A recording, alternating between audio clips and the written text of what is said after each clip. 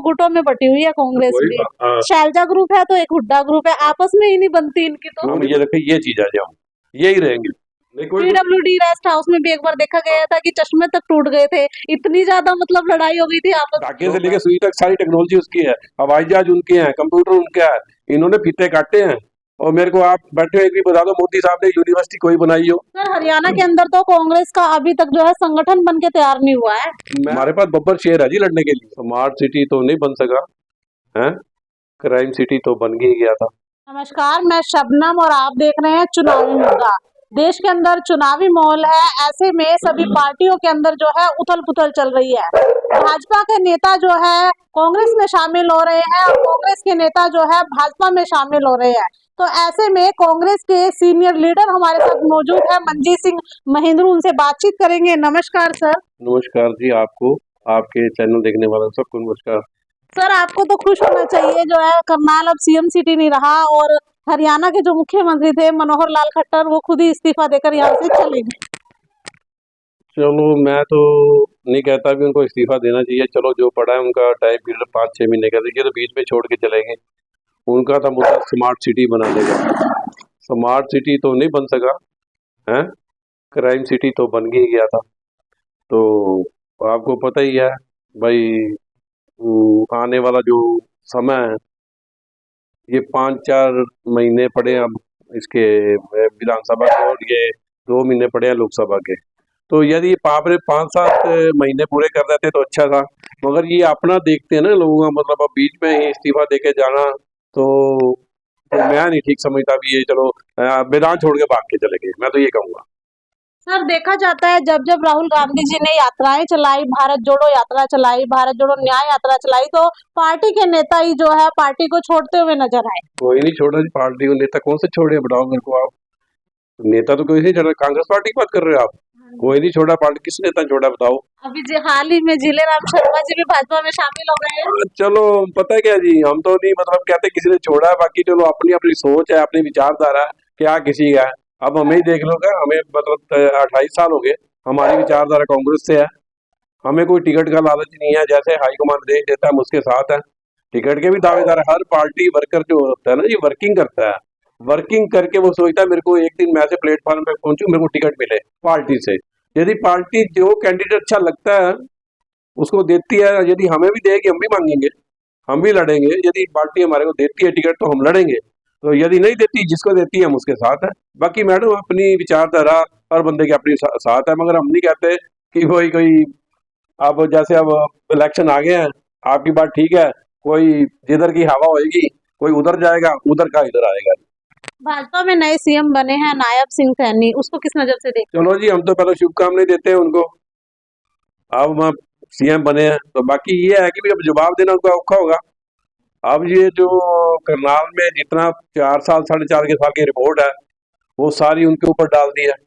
अब अच्छा होगा बुरा होगा, इलेक्शन हारेंगे वो सारा उनके ऊपर जाएगा। खट्टर साहब तो निकल गए, अब अभी ब्रेकिंग न्यूज देखी है, हमारे खट्टर साहब विधायक है जो, वो भी करनाल को मतलब मैं लफ्ज नहीं लेना चाहता वो चीज का, भी छोड़ के चले गए मैदान। हैं। लेकिन भाजपा के नेता तो दावा कर रहे हैं कि 10 की 10 सीटें लेके जाएंगे हरियाणा से। ऐसा है मैडम, आप ही रोज इंटरव्यू लेते हो नेताओं लोगों का, एमएलए का भी लेता, हवा का रुख बताता है, हवा का रुख बताता है हवा किस तरफ चल रही है।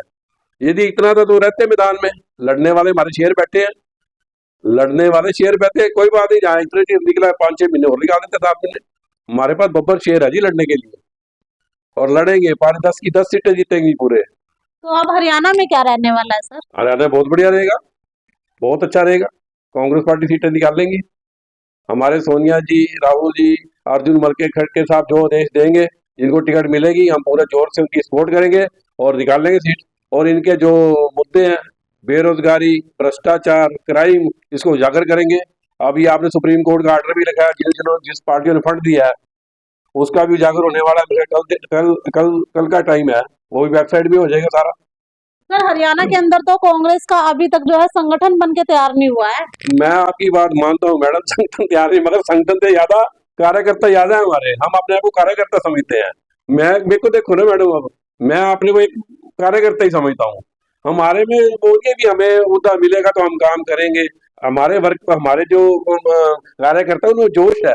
हरियाणा में बात करें तो दो गुटों में बटी हुई है कांग्रेस वही भी। हाँ। शैलजा ग्रुप है तो एक हुड्डा ग्रुप है, आपस में ही नहीं बनती इनकी तो। क्यों नहीं बनती मैडम, हम शैलजा के प्रोग्राम में भी जाते हैं, हुड्डा साहब के भी जाते हैं, सब भी जाते हैं। आप देखो मेरे को, हमें जो बुलाता है हम जाते हैं।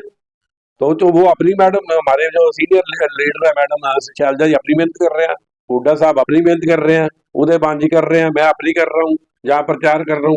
कांग्रेस में गुटबाजी देखी जाती है।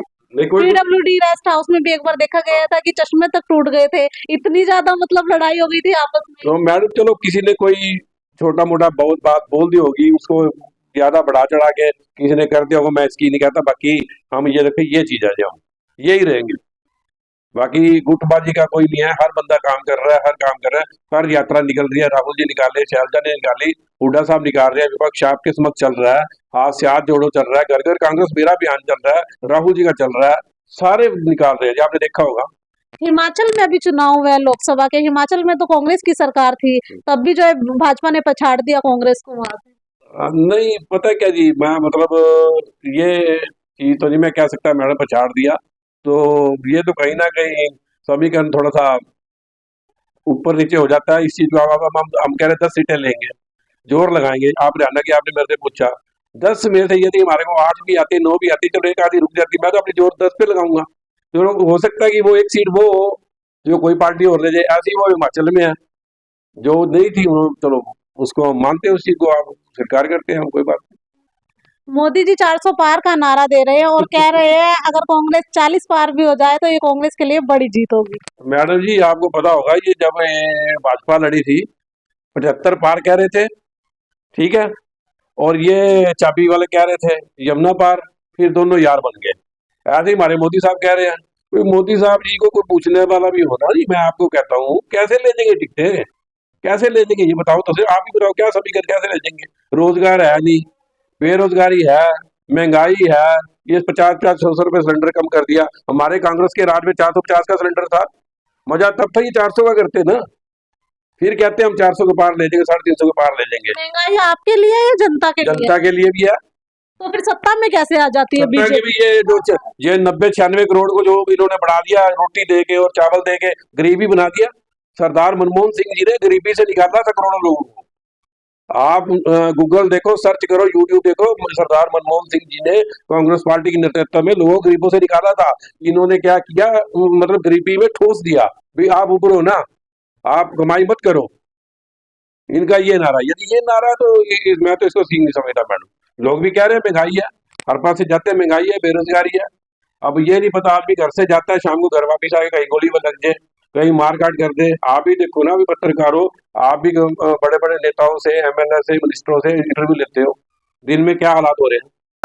कांग्रेस पार्टी की बात करें तो भाजपा से ज्यादा समय जो है राज किया कांग्रेस ने, तो क्या कुछ किया है जनता के लिए कांग्रेस ने? और मैडम ये जो आप इंटरव्यू ले रहे हो ना, ये जो मोबाइल आप इसको स्कैन कर रहे हो, आपका कैमरा डिजिटल है, ये माइक है, ये राहुल हमारे राजीव जी की देन है। ये जो टीवी है, टेक्नोलॉजी सारी उसकी देन है। सुई से ले धागे से लेके सुई तक सारी टेक्नोलॉजी उसकी है, हवाई जहाज उनके हैं, कंप्यूटर उनका है, इन्होंने फीते काटे हैं। और मेरे को आप बैठे हो एक भी बता दो मोदी साहब ने यूनिवर्सिटी कोई बनाई हो, ओपनिंग नीम धर के पूरा कंप्लीट किया हो, पूरे इंडिया में बता दो ना मैडम। कुछ काम पीरियड पूरे करके कांग्रेस, कुछ रह गए थे जो इन्होंने फीते काटे बाद में। मैडम मेट्रो तो एक दिन में नहीं बनती, मेट्रो 2 दिन में नहीं बनती, मेट्रो 5 साल में नहीं बनती, सालों लग जाते हैं। अब हमने तो सिलेंडर छोड़ा 450, दालें हमने 50-60 पे छोड़ी थी। मेरे को बताओ ना, सारी 100 प्लस है जी। पेट्रोल हमने कितने पे छोड़ा, डीजल हमने कितने पे छोड़ा था। ये तो खुद कहते हैं हमारा देश पेट्रोल से चल रहा है, गैस से चल रहा है, हम कर नहीं सकते कम। अगर अपने करनाल की बात लेते हैं तो यहाँ पर जो है ऑटो रिक्शा में जाना बहुत मुश्किल होता था, अब जो है लग्जरी बस चल गई है, एसी बस चल गई है, मात्र 10 रुपए तो किराया है। चलो मैडम आपकी बात से सहमत हूँ, चल पड़ी। तो यदि ये पहले दिन चला देते ना, आज आज क्या पीरियड रह गया मैडम, आचार संहिता शाम को लग जाए, कल लग जाए, परसों लग जाए, आगे दिसंबर में इलेक्शन है, तो मैं तब मानता फायदा 10 बसों का। आज से ये 3 साल 4 साल पहले चली होती तो पब्लिक के लिए अच्छा होता। सर आपने ही कहा टेक्नोलॉजी, धीरे धीरे टेक्नोलॉजी आएगी तो समय तो लगेगा ही ना। इन्होंने टेक्नोलॉजी इनकी बता दो ना, क्या टेक्नोलॉजी है। मैं मान गया आपकी बात, इनकी बता दो ना क्या टेक्नोलॉजी की है। 4 बस से चला दो तरक्की होगी, एक सड़क बना दो तरक्की होगी। जो रोजगार करोड़ों में गए वो तो दिए नहीं। विकास कौशल बना दिया इन्होंने, विकास कौशल बना दिया। जो एक भर्ती 50,000 में हो रही है 10,000 में कर रहे हैं, क्यों भाई? आपके बच्चे हैं, इनके बच्चे हैं, रेगुलर करो, और रेगुलर करो, इनके इंटरव्यू लो, रेगुलर में दो, क्यों 20-20,000 की नौकरी देते हो उनको? सर जब जब चुनाव होते हैं तो ईवीएम को मुद्दा बनाया जाता है। देखो चलो ईवीएम में भी गड़बड़ होती होगी, है गड़बड़, हमें देख के हम जा जाते होती होगी, ये मैं ये नहीं कहता नहीं होती होगी, पक्का होती होगी मैडम। तो बाकी हाँ, आप क्या चाहते हैं, बैलेट पेपर पर चुनाव हम तो होना चलो हम तो ये कहते हैं जो हमारी हाईकमान पार्टी कहती है भाई बैलेट पेपर जैसे हमारे ऊपर देश है, कोई इकट्ठा मिलजुल के पार्टी करती है तो हमें कोई इतराज नहीं है। ईवीएम की अगर बात करें तो जिस देश ने ईवीएम को बनाया था वहीं पर इसको अब खत्म कर दिया गया है, और इंडिया में भी ज्यादातर मांग यही होती है कि बैलेट पेपर पर चुनाव होने चाहिए। अब 2024 में देखना ये होगा कि आखिर हरियाणा के अंदर किसकी सरकार होगी, और आप भी कमेंट करके जरूर बताइएगा कि आखिर 2024 में किसकी सरकार आने वाली है।